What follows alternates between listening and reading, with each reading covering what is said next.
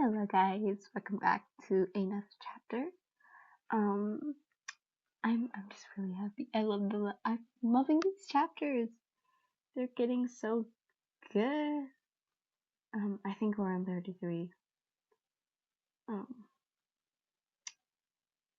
correct. I have no idea. I think I might be messing this up. I think 34 was the last chapter I did. Because I'm pretty sure I did 30, which was darkness. And then 31 is statement.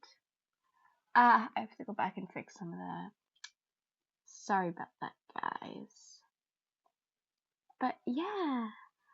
Anyways, maybe you're not. Yeah, I did. Anyways, in the name of Daisy Takumi, it's Daisy's OC. Takumi, yes, as in Hawks' last name. She's Hawks' sister. It is 2 a.m. So no. I don't need sleep. I will not reply to your comments. I will just say in video and post it at 3 a.m. again. So, you told me for the last time, so you won't bug me again, right? Anyways, ignore that, guys. If you know who you are, you know who you are. And you know who I'm talking about. Anyways, let's get into it. Oh my goodness. I need help. Anyways, let's get into it. Mastermind Rise of Anarchy. Written by Clouds. My head in the clouds, not coming down. Read by MHA.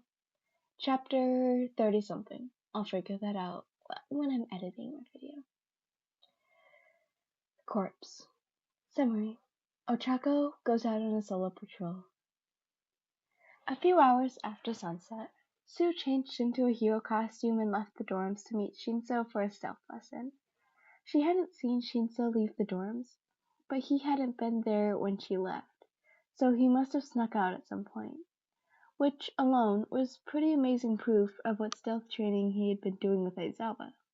But then Sue had been doing a lot of training too, so this was more of an excuse to get together and share information than to strictly train, which would be good to get a second pair of eyes to help their perfect camouflage ability.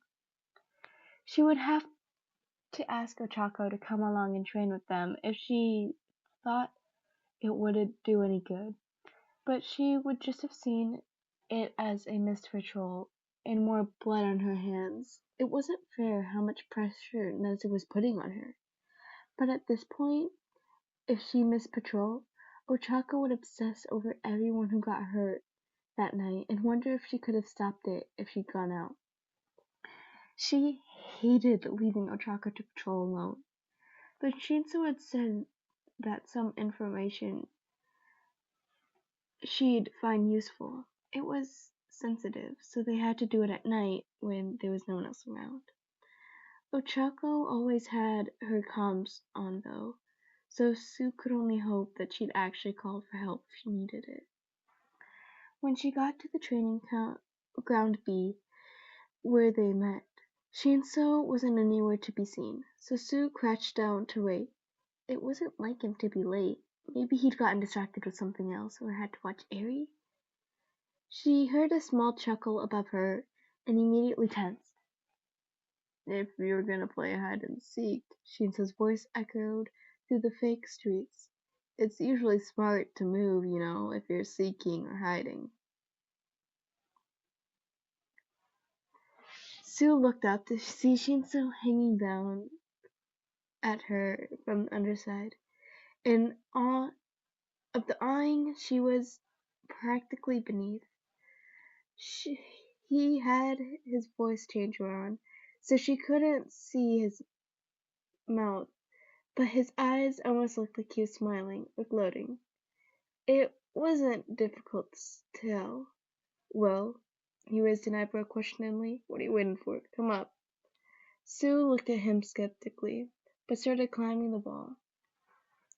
And why couldn't you come down, Ribbit? Because I don't trust the rat, Shinso answered simply.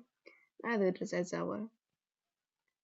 Sue hopped over the rafter he was sitting on and crouched beside him. And what does that have to do with anything?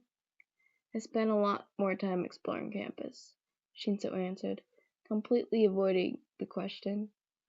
Most of that was running away from Aizawa and trying to get the hang of the stupid capture scarf. It started out as training to avoid enemies off campus, but there's enemies on campus too, Sue finished. Shinzo nodded. Exactly. A couple weeks ago, Aizawa started showing me a lot of weird places in the back corners that people never use. A lot of them are good places to know of, just in case we need to share information and don't have time to find a meeting place off campus. Natsu is always watching, Sue warned, and I don't know what he'll do to Ochako if he thinks we're trying to. Even geniuses like Nezu forget the obvious sometimes, Shinzo interrupts. And this time, Sue was sure he was smiling. He's forgotten, for example, even the best cameras have blind spots. The villain that Ochako was chasing cursed as she leapt over another fence. Why can't you just give up already? Ochako panted, but pushed herself even harder. She managed to grab the villain's leg and wrangle her to the ground. Right back at you. Ochako looked around as she called for a pickup. This area of town never had been the best, but it never had been the worst either. She wouldn't have wanted her parents wandering alone at night, but during the day it had at least been passing decent. That the change of course after Mastermind's reign of terror, with less visible hero and persistence and more criminal like this one she'd taken down had come out of the woodworks, and there were druggies and homeless people in what to seem like every single shadow she passed. Was there actually more of them, or had they just been too scared of the heroes to come out of hiding and be visible? The police pulled up, and Ochako shook the thought out of her head. Heroes helped things safe. They didn't just hide problems like a band-aid, right? She was helping people by cleaning up the streets. By the time the police had finished carting off the villain, Ochako had been standing still for long enough that she was starting to actually notice the way her body was aching, which meant it was time to get moving again. She should probably use her quirk to lift herself onto the rooftops, but with the way her nausea was acting today, it probably would be best to save her quirk for emergencies. So instead of using the roofs, Ochako just walked down the streets, her head held high. It was kind of lonely without Sue tonight. She had been working on a stealth recently, so it made sense to her for her to have training sessions with Shinzo, who was probably the top stealth expert in their class, with the exception of Hagakure. She probably had an unfair advantage, though, and couldn't really teach her techniques, because they just came so naturally to her. Ochako knew she probably should have told Aizawa that Sue wouldn't be tagging along tonight. But Nezu had already proved, and she had a sinking feeling that Aizawa would insist on keeping her trapped inside UA. Not that strength training wouldn't be useful, it was just she didn't want to be the kind of hero who was so scared that she was only good for hiding from the civilians when she was supposed to be saving. She could feel eyes on her as she kept an eye out for threats, but that was a familiar sensation, so it couldn't have felt unnerving as it did tonight. Maybe it was because Sue wasn't with her, or maybe it was just the kinds of people around her at this time of night. Even though she knew she was perfectly capable of defending herself, she still felt a bit off. She was probably just tired. She heard a yell down one of the alleyways ahead and took a deep breath to steady herself before sprinting towards it. She skidded to a stop, ready for a fight, only to be met with an empty alley. Ochako tensed, eyeing every shadow like they were about to jump out at her, because in reality, They could. Ochako was starting to wonder if she was just more sleep deprived than she thought, and had only imagined the noise when she heard a muffled should inside one of the dumpsters. Immediately, Ochako leapt into action, lifting the lid rapidly so rapidly that she accidentally activated her quirk and hit the wall with a bang. The man trapped inside seemed oddly familiar, even though she knew she'd never seen him before in her life. He was more of a skin and bones than everything else, so much like a corpse that one heart-stopping movement. Ochako thought she'd been too late when the corpse gave her a glimpse and started coughing. "Thanks, pretty lady. I thought I was a goner." Ochako grabbed the guy's hand and activated her quirk so she could pull him out easier. "What are you doing here in the first place?" "Dumpster diving." He gave her a pained smile as he swayed in a way that told her he was intoxicated. She had no idea if it was with drugs or alcohol, but obviously the guy was running himself into the ground. "Gotta make ends meet somehow, you know. It'd probably be a bit safe if I was strong enough to lift the lid, huh?" He refueled his laughter, trailed off into a fit of coughing, in the half-light. Ochako was almost certain she saw blood, but couldn't be sure. Plus, she had to shake that old sense of familiarity off. "Are you okay?" He wiped his mouth with the back of his hand. "I'll be okay, don't worry. I still got youth on my side. At least until I turn 40 next month. Anyways, have a good night." Ochako could only stare after him in shock as he wobbled away. He was only sure at least the part of his lifestyle, but Ochako froze as she suddenly remembered why the man seemed so familiar. All Might. It had taken the briefest of moments, but right after Mastermind had stabbed him in the ribs, and right after he twisted the knife, All Might had deflated.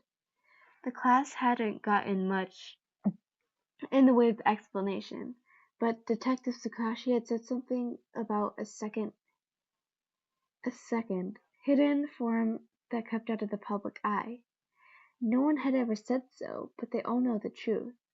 It was his weak form.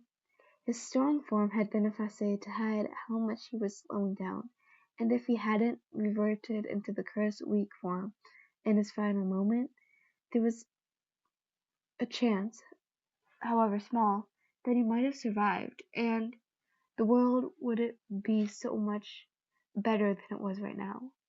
For some reason, though, Ochako had never thought about why he'd been so weak.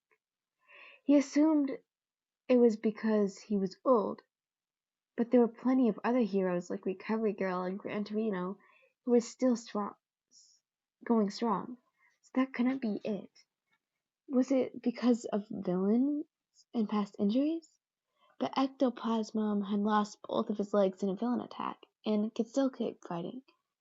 Had he been pushed past his limits to save them from the leak so many other times that he'd gone beyond plus ultra? Was that why he particularly looked like a corpse before they buried him? A thought struck her head, and Ochako bolted to the nearest shop window, a sense of dread filling as she skidded to a stop and saw her reflection. With everything else going on, it had seemed a little ridiculous to focus on her appearance, so even he had looked at her face with every single morning. She hadn't really been paying attention. This time, though, she actually looked, then promptly threw up at what she saw. She was a corpse. She thought she'd skipped meals and sleepless nights hadn't been affecting her, and if they had, she'd been hiding it well. But now that she took the time to actually look at herself, she noticed how much weight she had actually lost. Her collarbones and shoulders poked through the thin fabric of her costume, and the dark eye bags and hollowed out cheeks combined with her face to make It looked more even like a skull. She was barely 16 and already looked like she had one foot in the grave. Ochako wiped her mouth. Her throat stung from how often she'd been throwing up lately. She had to swallow down another mouthful of bile. The realization hit her like a wall. She was going to die. Ochako, no! My poor Ochako! No, Ochako! Next chapter makes me nervous. Just a little teaser. It's called Breakdown. No! Poor Ochako. I just want to hug her right now. She needs a hug. She needs a big old hug. But yeah, thank you guys for listening. I'll see you in the next chapter. And I'll try to get out my chapters straight. I don't know what I'm doing.